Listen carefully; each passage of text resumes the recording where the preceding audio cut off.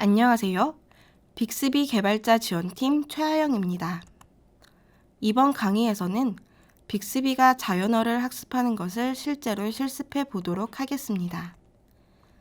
자연어 학습은 발화를 입력하고 꼴을 설정한 후 밸류를 태깅하여 플랜을 확인하는 4단계로 이루어집니다. 캡슐에서 이해하고 처리할 발화를 입력한 후에 입력한 발화가 어떤 기능을 수행할지 꼴을 설정하고 발화에서 기능 수행에 필요한 단어의 컨셉을 태깅하고 마지막으로 발화가 설계한 대로 동작하는지 확인하는 것입니다. 먼저 두 번째 단계인 꼴 설정에서 이 꼴이 무엇인지 잠시 살펴보겠습니다. 꼴이란 각 발화에 대한 결과입니다. 컨셉 베이스드 꼴은 발화의 목적어나 주어, 액션 베이스드 꼴은 동사로, 특정 정보에 대한 꼴은 주로 컨셉을 꼴로 사용하고 서비스나 구매 관련 꼴의 경우에는 액션을 꼴로 사용합니다.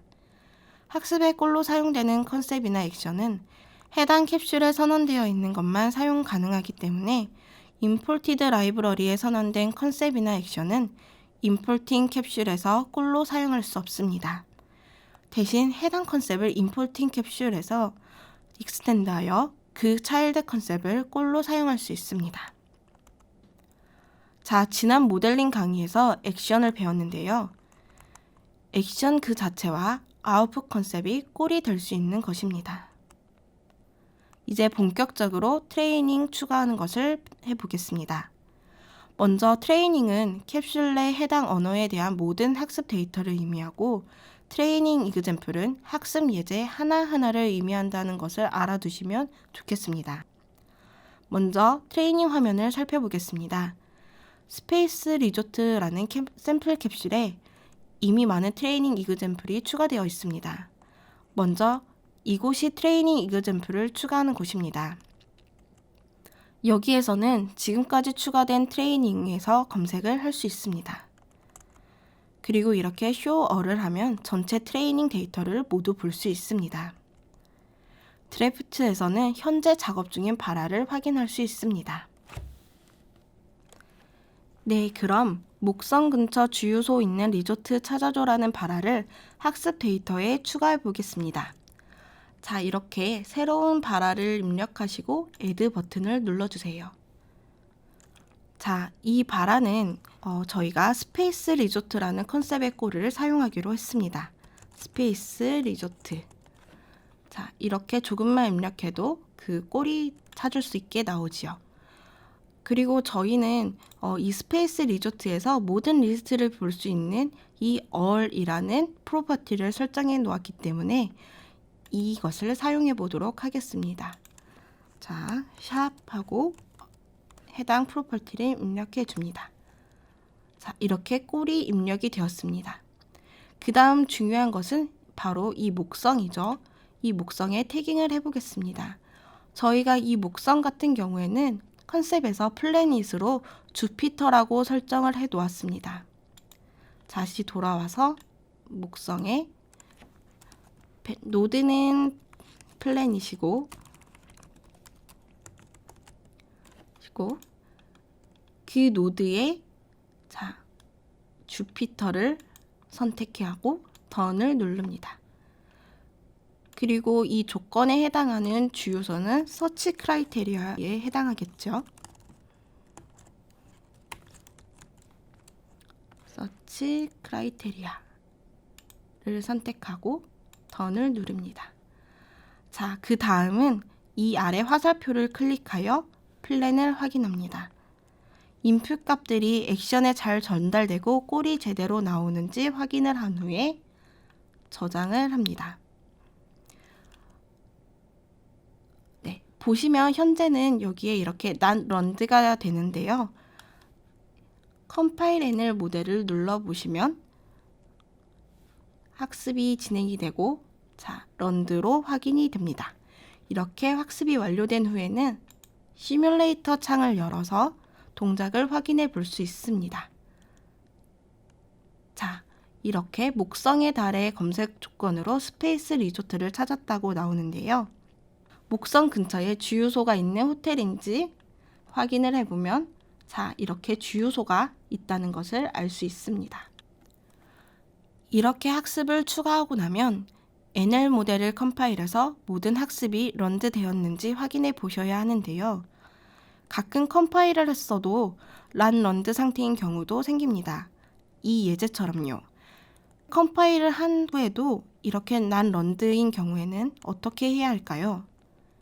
이 경우에는 태깅이 잘못된 경우입니다. 보시다시피 화성이 마스가 아닌 비너스로 태깅이 되어 있습니다. 그렇다 보니 심볼과 밸류가 일치하지 않는다고 컨퓨전 포인트를 알려줍니다. 학습을 할 때는 항상 일관성 있게 태깅을 하는 것이 좋습니다. 동일 단어를 어떤 경우에는 태깅을 하고 어떤 경우에는 태깅을 하지 않거나 동일 단어를 다른 컨셉으로 태깅하면 실제 동작 시 일관성 있는 동작을 보장할 수 없습니다. 또 다른 예제를 한번 보도록 하겠습니다. 예를 들어 내일 갈 수 있는 목성 근처 리조트 찾아줘. 이런 학습을 검색골에 추가해 보도록 하겠습니다.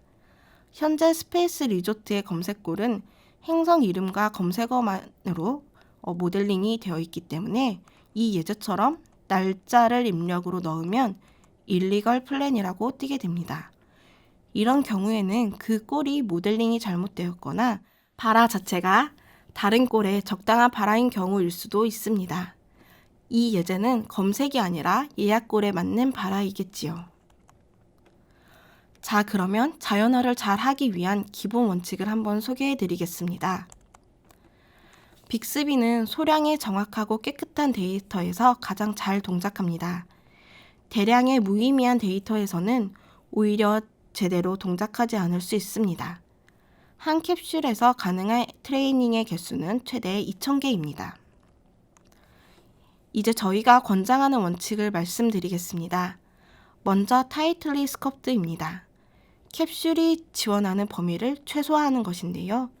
자연어와 연관된 기능들이 추가되면 추가될수록 더 많은 양의 학습 데이터가 필요하게 됩니다. 가능한 한 기능을 최소한으로 모델링하고 학습하지만 그 기능을 잘 지원할 수 있도록 튼튼한 기반을 다져 우수한 사용자 경험을 제공하는 것이 중요합니다. 캡슐을 만들 때는 코어 유즈 케이스에 집중하는 것이 좋은데요. 여기 보시다시피 스페이스 리조트 캡슐의 코어 유즈 케이스는 리조트 검색과 예약입니다. 그 외에 리조트 리뷰나 여행자 보험, 여권 정보, 여행 팁 등 유사해 보이는 많은 바다들이 있습니다. 예를 들어 명왕성 리조트 리뷰 보여줘 같은 정도는 스페이스 리조트 캡슐에서 제공해도 괜찮겠지만 수성에 갈 때 여권 필요해처럼 너무나도 벗어난 스콥의 바라는 이 캡슐이 아니라 별도의 우주여행 캡슐에서 지원하는 것이 좋겠지요. 이렇게 스콥에서 벗어난 바라를 처리하려면 커리아 꼴 그리고 시그널을 분류하는 것이 더욱 어려워집니다. 또 일관될 결과가 나오지 않기 때문에 실사용 시 사용자 경험을 예측하기 어렵게 되고 예기치 않은 단어에 대한 동작이 보장되지 않을 수도 있습니다. 코어 유즈 케이스에 벗어난 기능을 너무 많이 추가하다 보면 캡슐 바라가 잘 매칭되지 않을 수도 있고 캡슐이 무엇을 지원하는지, 어디까지 지원하는지에 대해 사용자에게 정확히 전달하기 어렵습니다. 이렇게 일부 코너 케이스를 지원하다 보면 사용자에게 모든 것을 다 지원할 것 같은 기대치를 갖게 되고 실제 잘 동작하지 않았을 때 사용자들은 실망하게 되죠.